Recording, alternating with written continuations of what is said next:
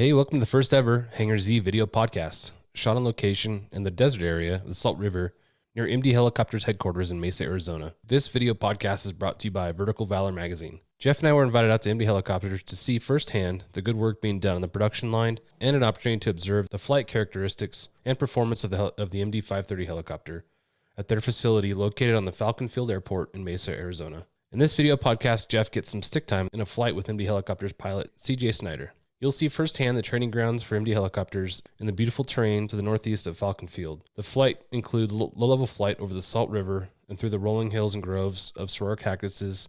During the flight, CJ talked about training and safety. He discusses working at MD Helicopters and how the current leadership with Brad Peterson at the helm is positively changing the culture within the company and working to restore MD to its former glory. At the very end of the flight, you'll see CJ demonstrate a full-down auto rotation when they return to Falcon Field. Grab a beverage and enjoy this first ever Hangar Z video podcast. I'd like to thank our sponsors, Metro Aviation, Shotover, and CNC Technologies, as well as our supporters on Patreon. Cheers.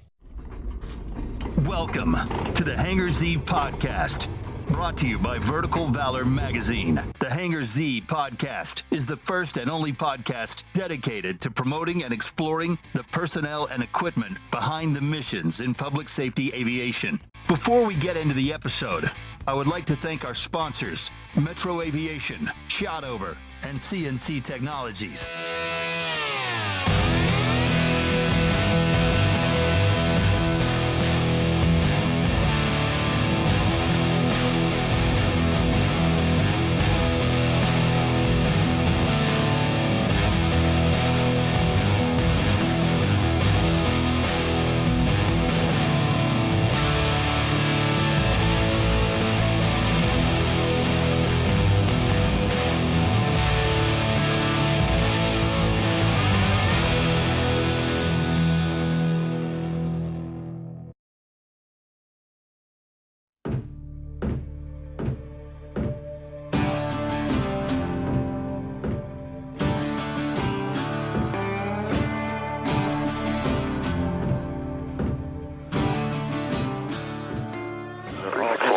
We got clearance, no one that way. Nope. Turn left on Alpha, hold short of runway 22 left. Alright, so go ahead and take the controls and we'll follow this road outbound for a minute. And we're just going to stay below 1,800 feet. Below 1,800. Right, line up on and all the controls are yours. I got it. 24 confirm 22 right, line of way. 22 right, Oxford 8624. Yeah, you got the Boeing, you got the Apaches over there. Yeah. Oxford 6039, no delay off the runway, please. Left at the end on Alpha, hold And short. once we cross the runway, we'll kind of head out towards like the bottom side of this mountain over here. Okay. Left Oxford 6039. So you're from California? Yeah, born and raised Northern California. Lived in Southern California.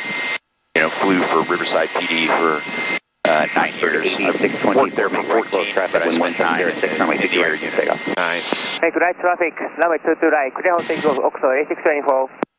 Yeah, 1395. it's odd. My 1395. one of the Houston PD guys the other day randomly texted me and he was like, "Hey, what's your dream?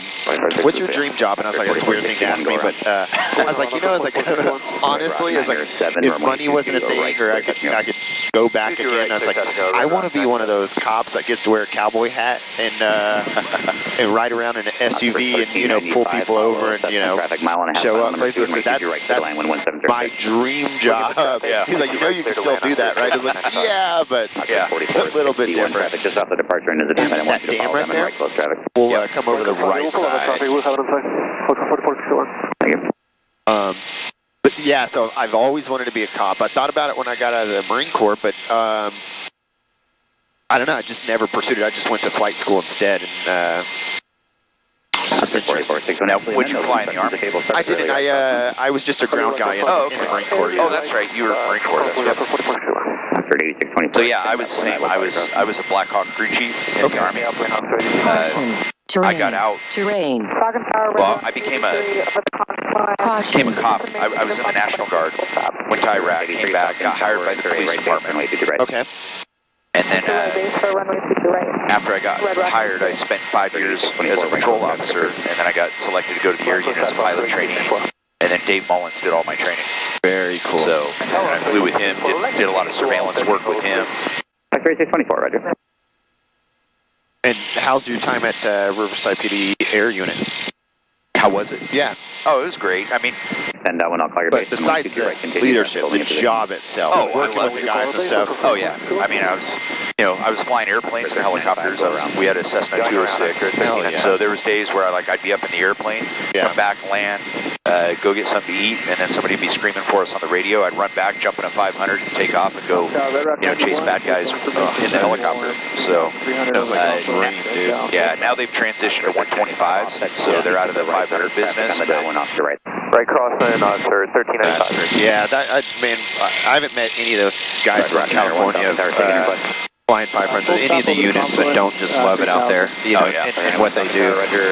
Yeah, there's, I like what I do now. I would, if you said, hey, you want to come fly 500s or 530s and do in Tennessee or somewhere else, I'd take it in a heartbeat. I love this helicopter. Yeah. Oh wow, that's beautiful. That's the biggest thing. Here, I got the controls over. Okay, you got it? Yeah. I'll kind of roll us down into there. Red Rock 83, follow that archer, make a slight left turn. There is traffic on the downwind to extend to follow you. Number 2, runway 22, right, clear to land wind 1707. Following the traffic, number 2, 22 right, clear to land, Red Rock 83. Take 24, make a left turn and wide downwind. Look for I'll just maneuver it over. But you know what? I fly in the hottest place almost in the United States, and I've never once thought about air conditioning. I've never been so hot where I'm like, God, I love some air conditioning. Yeah, that's how Riverside is too, And I got it. Alright, so direct, we got that 10 to go. Alright, so left turn, and we'll be looking for traffic. When was the last time you had to whip around a 500? I know, man. And, I used to fly our air show every year where I'd go out and do, ag turns and return to targets. And, really get to show what the helicopter could do to the public. Exactly. I got traffic. I've watched videos of guys that do, that have done air shows, and like they used to have a team in the army. Yes, that went around and did it. It was, the absolute craziest thing, and I was like, and they have it on YouTube. Like, how crazy! Right. You see the Mustang crossing? They're wild horses. Oh yeah, look at that. How beautiful.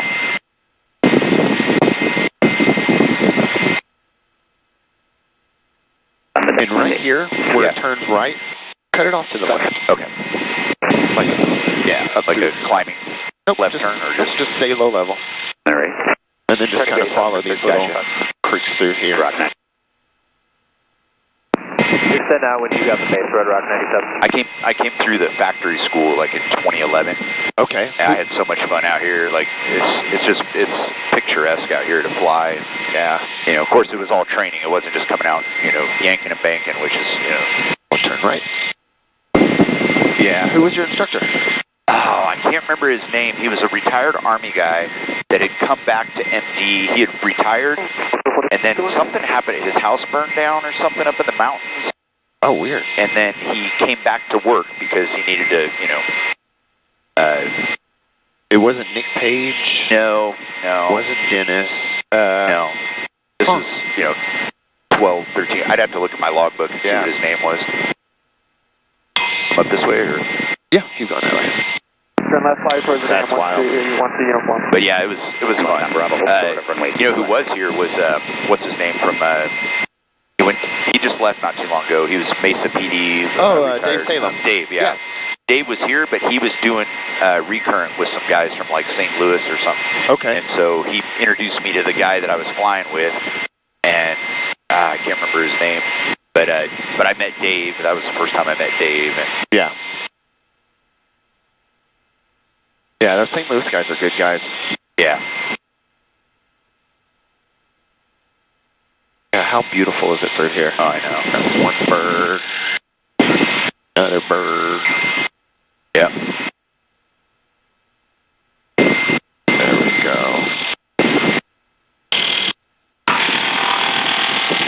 Yeah, we'll follow this road out and go back into like the canyons and go do a couple landings and stuff out there. All right, traffic in sight, turning base, and can we request a full stop? Yeah, there's nothing like flying at 500, 530, man. Are you an instructor? No, unfortunately I'm not. I never got my flight instructor rating. I take my TFOs out, teach them how to hover, let them fly, because I love sharing the gift of flight with people, you know. It's Exactly. Yeah. And so I'd let guys fly all the time and teach them stuff. 1395, turn right at the wow, end. No delay to the end, please. And I think that's important. A lot of the guys that do, you know, get their TFOs involved and stuff like that, I feel just, right on final number 3. it just creates that dynamic and the safety and, you know, the TFOs just feel more connected to the helicopter and like they're a part of it. So it just makes for a better team, safety environment, all that stuff. Well, plus, you know, God forbid something happens to you, you know, your partner can at least have a fighting chance to get the helicopter on the ground. You're right, yeah. But you have the other guys that don't let the TFOs do that. Get off right controls, don't worry. You do that job, I'm the pilot. They wear that cape, right? I see a lot of that in EMS too, you know, where they're like, you know, the pilots don't want to include the med crews on anything, you know. It's like, well, I'm the pilot, you're just med crew, and I treat my crews just like I would if it was you and me flying, you know. It's like, we just go out, we have a good time, we communicate, you know, I enjoy their input. Yeah, absolutely. And, you know, they're along for the ride, man. They make a conscious decision to get in that helicopter, so, you know, the fact that they want to fly with me is a good thing. And we'll cruise over the Dry Creek bed, and we'll just take them through the canyons out here. Yeah, no, you're absolutely right, because your sole job as the pilot commanding that aircraft is to get them home at the end of the night and to keep them safe. So they're part of the safety of the helicopter, which is your job is the safety of the helicopter. And what I told them is I said, you know, the patient is really down low on my priority list of things. I said, because I said, the patient doesn't have a choice. The doctors, you know, whoever calls for a helicopter, and they get whatever they get. I said, and the patient doesn't have really a say in anything. I said, but you make a conscious decision every day to show up to work and get in this helicopter with me. I said, so the most important thing to me is your trust and the fact that I never want to erode that trust. You know? Exactly, yeah. No, I would have loved to have someone like you as my base pilot supervisor starting off, because you have that just mentality that needs to be spread through that, you know, EMS system and stuff like that. But that's probably years of working with a team doing law enforcement stuff. And and I was a flight medic in the Army before I was, you know, a crew chief or which way was you get it, yeah. Which way? That way. Yeah, so, you know, I know what it's like. I've been in inadvertent IMC in the back of a Black Hawk in a dust storm, and I know how bad that feels, and I never want my crews to feel that, and I never want to be in that position, you know. And so I tell them, like, you know, you all have just as much of a right to turn a flight down as I do. Like, you know, my goal is to never have you have to 51% of flight so that before you get a chance to. And so far, that's been, you know, my MO is, and that's why my crews enjoy. You know, not to brag, but my crews enjoy flying with me, and I enjoy flying with them, because how you and I are interacting right now, that's how I am with my crews, and you know, it's just like, hey, we got the best job in the world, man. We get to go out and fly helicopters and save people's lives, or, you know, chase bad guys, and why make it a stressful thing? And, you know, I don't have an ego. Like, pop over this hill. Yeah, the egos. People deny that ego that's the worst. Oh, it's the biggest killer in aviation. If we could get rid of ego in the world, then we'd live in peace, you know? Yeah, absolutely. A lot of deaths wouldn't happen, so on and so on. No, you're absolutely right. It's nice talking to people about aviation that just understand it. You know what I mean? Man. Yeah, totally. So let's swim over here. So start slowing down real quick. And that square rock right there, directly ahead. We're gonna land on top of that thing real quick.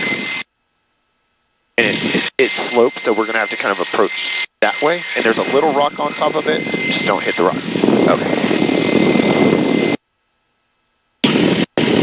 And I'll watch your side on the right. Okay. Thank you. And you got plenty of room on my side. Plenty of room. What I usually do is turn the nose towards that rock and kind of put it underneath, kind of like that chin bubble. And you're clear on my side. You got plenty of room. Is there a wire wispus on this or no? No, there's not. Okay.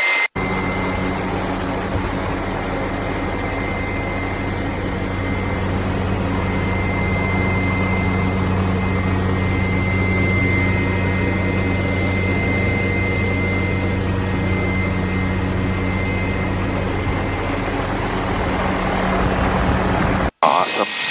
Yeah, and if you want, on either, he did it on that rock over there. Pop over there and one skid. You can put it off on your side.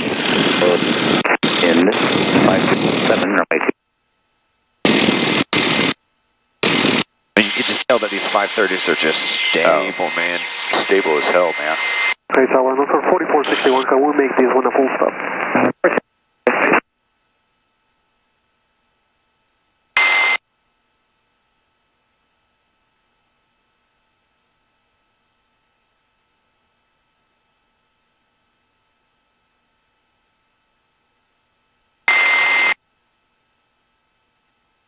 Nice.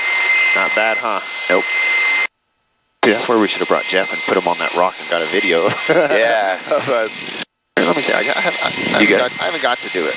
You got it. Let's see if I could be stable on this thing. We'll put it on my side over here. Sure. So probably the favorite 4460 and 1507 number. My favorite training I ever did at Riverside was Number 1 mountain course through Western Ops. Yeah, Western helicopters. Oh yeah. Back in the day, flying with Pete Gillies and Bob Spencer, The and legends. going up into the mountains of Southern California and doing one skids. And, okay, I got it. Straight. Hey, we'll go in on a peak up here. Okay. Yeah, those guys are the legends, right? Yeah, man. Yeah. And I did all my.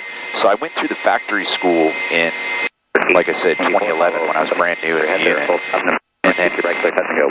And then our dope task force that we flew for, they paid for it, so that's why I went, because our city would never pay for us to go to, out here for the initial factory school. Yeah. Sorry, we're gonna just shoot for the bottom side here, and it's gonna be a peak back behind this one. Okay. But So they cross over the top here on that. Like you could either cross over the top, or you could just go lower, so you don't have to climb all the way over. Okay. But they wouldn't pay for you to No, they wouldn't. The city never wanted to pay to send guys to initial, but so we would do it with Western. So I initially went through Western's initial EP course with doing in the 500. Okay. And then Dave Mullins was like, "Hey, the dope task force is going to pay for you to go to MD school." So I came out here, went to this factory school. But in every quarter, we would go and do EPs with Bob and Pete. Yeah. And getting a chance to fly with those guys and learn from them. We'll head towards that set of mountains right in front of us. Okay. Yeah, those guys, I would have loved to get a chance to, knowing what I know now about the helicopter and being able to do what I do in this helicopter with training and stuff, getting to learn from those guys, like the Dave Salems and the other guys like that. I learned a lot from those guys, and but being able to, just expand to guys outside of the factory that are doing the same stuff. Right. They just have a knowledge that, it's that tribal knowledge that it just goes away, And that's, what, like with Dave Mullins, learning like surveillance work, high altitude surveillance in the helicopter. Like I learned so much from him in the years that I flew with him. And, initially I was flying, as a tactical flight officer with him, and he was training me to fly when we weren't doing surveillance work. Yeah. And then, I just picked up, I learned just the way Dave talks to people and the way he approaches everything, and so, it's half the reason why I do the podcast, because I get to meet people and, in this business, and get to do, this is like the coolest thing so far that we've been able to do with the podcast, is come out here to MD and, get a chance to go out and fly with you guys. And, but Northwest. Yeah, I always thought, my dad was a salesman, and I was like, man, I could never sell anything. But you see that tire on the edge of the fence there? Aviator 16. Yes. We're going to land right in front of that, so you can circle back around. On this side of it? Yep. On this side of the tire? Okay. Yeah, because there's a fence that tire's on, so we'll just land on that landing point right there. Gotcha. Okay. No, it's awesome that you guys got, we found out you guys were coming, and no, it's to us a big deal. People that you're interested in the factory, which you would think is not a, from your point of view, it probably wouldn't look like, no, we're interested in you, Right, and, I have, obviously, I've got a history with MD, helicopters, with the product, and if there's one company that I want to see succeed more than anything, it's MD, right? Because I've got so many, hours flying these machines. Exactly. And you know what? It's an American company. It's an American helicopter. It's American made. Like, what more could you want? As a proud American, is to and so to come in and see the factory floor, guys, working, building, these things still literally by hand, fucking rivets. Yeah. Like, man, talk about an inspiring. I tell people, there's no machinery that goes in the helicopter. These guys are, every helicopter has its own attitude, because it just depends on the attitude of the guys that were, making it. Right. And you're clear. If you want to turn a little, maybe about 40 degrees that way, and then you're clear to come over to the right if you need, but you're clear down as well. Where these other skids are. There we go. There you go. Get you up in the mountains a little bit. What's that? Get you up in the mountains a little bit. About 6,500 feet DA here. Not bad, huh? No, not at all. Awesome views. All right, we got you in sight, so cool, man. We'll just stay to the right of you guys. This is fun. Stay to the left of Go our ahead path. that way. Yeah, copy. I'll make a little turn on the left here. Try to get a little bit north of you. 7 Juliet. Sweet, thank you. There we go. Yeah, I enjoy the company. It's cool because people come in for training and stuff like that. And they're like, why are people so nice? Like, do y'all get paid? Like, is it always like that? I'm like, it's always like that. Yeah. It's like it's odd from the mechanics. Usually you get grumpy mechanics or grumpy pilots or something. It's like everybody is so nice, and it's odd. It's like you're walking into like the Truman Show or something. It's like, what? Hold on, what's going on here? Yeah. Who's paying you? How long have you been with MD now? 5 years. What I like now is that Brad has lineage. He's got a history with him. I mean, you can't beat the product, man. Like, No. And the helicopters will sell themselves, but you've got to have the vision and the focus, and it's got to be on the product. So I think you guys are in good hands now, and I'm happy for you, because it's just such a great product. Yeah.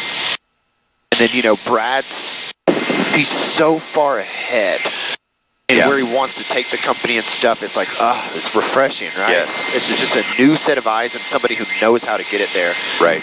Obviously, it's going to take time, but it's cool. The company's cool. And we're large but small at the same time. So you still have like family feel, right? Where everybody knows everybody. You're not a number in the system. We still have, every other week, the guys in the hangar will pull out the barbecue grills and still grill burgers, and we'll all eat together and stuff like that. It's like, I don't know. You don't go to the large manufacturers, and I guarantee you the CEO doesn't know who some of the mechanics are, but Brad's in there, high-fiving people, talking about sports, sitting down eating with guys and stuff. That's so important. Yeah, it's like, wait, the CEO knows the mechanics? Right. He knows what sports teams they liked and ask about their kids and stuff. And, I'm a nobody, and Brad found out that I was having a baby a little bit ago and was like, hey, get CJ's registry so I could get him something. It's like, no, you don't. Wait, hold on. You don't get me things. Right. What world do we live in where the CEO buys me something? Right. But that's just his mindset. That's great. And he'll come in and just, same thing with Ashley, same thing with our, Jason Lindauer. I don't know if you met him. All the guys up at the very top, they do not come in and just sit there and just chat, talk, and, whatnot. It's like, okay, we are a team, Yep. My philosophy, is that if you take care of your people will take care of the company. Yeah. So just focus on them, focus on their well-being. Right. And when people are happy, they're gonna bend over backwards to get the job done. Yeah. And when you micromanage and you lose focus on the people, that's when you lose focus. And when you're just worried about making money. If people are happy, they're gonna make you money. Yeah. Yeah, even with us, with the pilots, we work just weird schedules, and so we don't get the same benefits as everybody else when it comes to time off and stuff. It's just whenever we can take it. But if we had to go by the policies, then we'd never get time off. Yeah. And Dennis asked Brad, like, hey man, like, I want to follow the company policy, but like, and we'll just do kind of head. This will take you out the mountains over there. You know, he's asking, how do we do this? And he just tells Dennis, take care of your guys. I don't care. As long as those guys are taken care of, then I know you're doing your job. And, okay. And then Dennis takes care of us, you know, rather than trying to work around all these policies and so on, where it's just impossible to follow. And, but that's that leadership, right? Where they bring in, and that's like, oh yeah, I'll work harder now than I know I'm not going to be, you know, just have my nose ripped off from just grinding constantly. Right. No, it's good. And once again, you guys are we were talking, you're putting a voice to the industry. Yeah. You know, who knows that MD is still a thing, you know? And, and all these like small town, you know, stories you guys are telling for these guys, you know, people need to know about it. Those are, we are not MD. The industry is not, you know, I don't care who it is, Airbus, there's a line, I got it. Airbus, Bell, they are all held up by these small town units, these guys that nobody will ever hear about. There's somebody's where they are, you know, and they're important, and that is what holds up the manufacturers. And it's like, those people need to be heard about, you know? Especially when it comes to funding, when it comes to why are my tax dollars going to this? You know, things like that. Or people that just have stories to tell that I can learn from, that, you know, somebody in Virginia Beach can learn about somebody in San Diego, and it's like, how come these guys don't know each other? Yeah, exactly. This is a way to where I've met those Oxford PD guys once, but through you guys, through what they do, social media and stuff, it's like, oh, now I feel like I've known you forever. You know, listen to some of y'all's other stories, it's like you connect with them, you feel like you know them. I've, you know, like Scott Hebel from San Diego County. You know, the first time I met him was at John's retirement party, you know, like in person. But he and I have been friends on social media, you know, on the podcast stuff for years now. And there's another guy, Rob Stead. We interviewed him on the podcast. This kind of towards the beginning of, you know, my time on the podcast. He and we were actually in Civil Air Patrol when we were kids. Never knew each other, but ended up like in an encampment, like our little boot camp together when we were like teenagers. We both flew law enforcement. Now we're both flying EMS, and we've never ever been in the same building since 1988. But we're like, you know, we talk every day on social media and stuff, and we have so many connections, like mutual connections. That's what I love about aviation, man, is like guys like us, we're passionate about aviation, we're passionate about people's stories and hearing them, because it's inspiring, and it's just, it really is, man. It's like, just a little bit. Follow this. I'm gonna make a radio call. Sure. Can you pop up maybe like 100 feet? There we go. And tower. Harvey Squad, Lima, Roger, I can get to the south runway now. Turn right to fly eastbound, plan for a straight in. Change to runway 22 left and contact tower 124.6. I said a little more than 100. No, this works. Call 24-6, Harvey, Ford Lima. And we're gonna have to cut off to the right so we don't bust airspace. Report reestablishment down to Oxford 1395. Down before approach of trainer brief jam, inbound Cactus 2 to Yankee 2. 94 back to tower, Yankee, action, Cactus 2 to Yankee 2, approve, advise, ready for Yankee 2. Let's do Yankee 2 approving, we'll report for the Yankee 2 MD4. I'll do a full down auto rotation with you. Okay. Yeah, you guys did that story with like RJ and stuff like that. It's just good for the industry, you know. Absolutely. It's not portraying what happened. It's the survival instincts that any one of us could have to go through one day, right? In my job as a training guy here at the factory, I get to see hundreds of guys, right, throughout the year. So I get to put my little mentor piece in there. It's like, hey, I was in the industry, I've done this, I hear all the stories, now let me tell you the stories, right? You don't want to do these things because this could happen.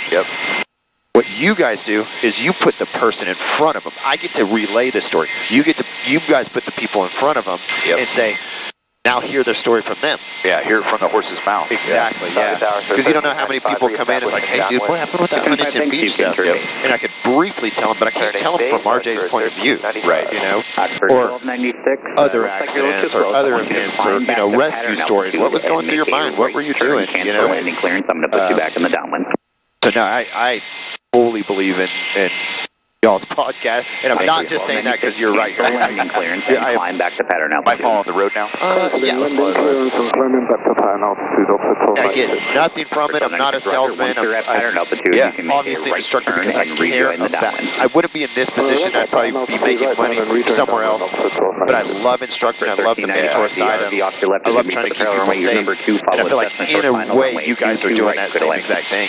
Yeah, absolutely. And that's what Clay Lacey from Texas DPS. It's like, you know, this what you guys are doing is so important for our industry, and it makes you feel good because you know we're doing it for the right reasons. Like John and I are just passionate about it, and you know we like to hear people's stories and Hangar talk. Rejoin downwind. I got controls. You got the controls. Fly your base turn just north of the dam, please. Come on, guys. Base turn What are you just doing north up of the there? dam. 329. All right, and if you want, you can hang on to the controls while I do this, and we're just gonna go land somewhere in front of those little airplanes there. Yeah, how's that traffic inside Oakwood? In 3, 2, 1. Your discretion number 2, runway 22 right, clear to And I'll land. just try to go for that. Like, you see this circle over here on my side? Got it, yeah. And I'll just slow it down. There we go.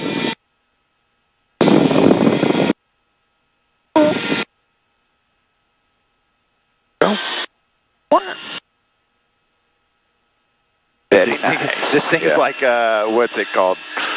This surface is like a ice skating ring. Starting your right base, altitude gate 2,300 Archer, report that site. It's all grippy in certain spots. Yeah, these helicopters are so maneuverable. Oh yeah. I told my crews, you know, I'm like, man, I wish I could have taken you up at 500 one time and flown you around. You'd absolutely love it. Big stuff. I'll get us clearance to head in. I'm gonna just pull it up into a hover and pedal turn. Anytime before I like to reposition back to deliver it. Before reposition, about some rescues caution, the wind 1305. And before. Thanks for flying with me, dude. Man, thank you, CJ. Thanks for the conversation. Oh, man, it's been great. Love to fly with you again sometime. It's absolutely. I always enjoy. 1395, turn to the left on Alpha, hold short of runway 22 left. Just air taxi from here, like over. Yeah, once we get around the airplane, we'll pop over and just land. We can land close to the closest parking spot to that door over there. Gotcha. And the fact that my feet have been on the floor, my hands have been in my lap, shows that I trust you a little bit. 719 Lima Alpha, 7 miles north. I appreciate it. Usually at least I'm like, this is, yeah, I'm comfortable. You know, like, this is like that. It's funny because I posted yesterday, I said, I posted a, you know, when I was at Memphis International getting ready to head out, I said, I've got this, a rendezvous with an old, you know, mistress. Yeah. And it's really true, man. And this is like, you know, that opportunity to see anybody that's flown a 500. I was telling Dennis too. You know, there's two kinds of helicopter pilots. There's those guys that have flown a 500 and all they want to do is fly 500 again, and the guys that have never flown a 500 that want to fly a 500. Yeah. That's it, man. Because it's such an iconic helicopter. 96, just you're full stop going back to the ramp. If I won the lottery, I'd have a 530 or a 500, you know, in my hangar, and that would probably be it, really, you know, as far as. Haven't forgotten about you. One more round. It would be all I need, man. You have so much fun in this thing, and yeah, they're just such a joy to fly, and they're. That's what he was saying. He was like, I don't know an MT guy that doesn't seem like he's in a cult. Right. He's like, it's a cult following, dude. It is. It's absolutely like every MD, and that's the cool part about here is like.